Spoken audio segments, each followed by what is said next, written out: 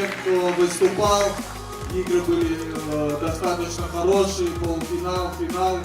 Матчи за 3-4 место, за финал были по накалу очень такие страстные.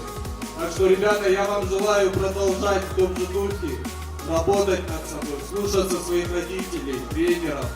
Вот. Только так вы добьетесь чего-то в жизни.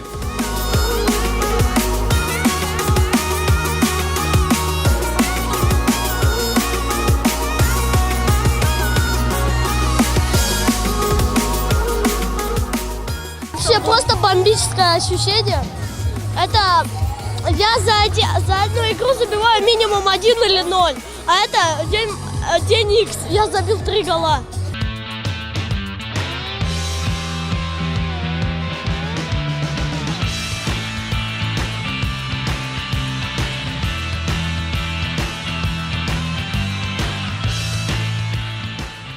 Хороший турнир. Мы выиграли.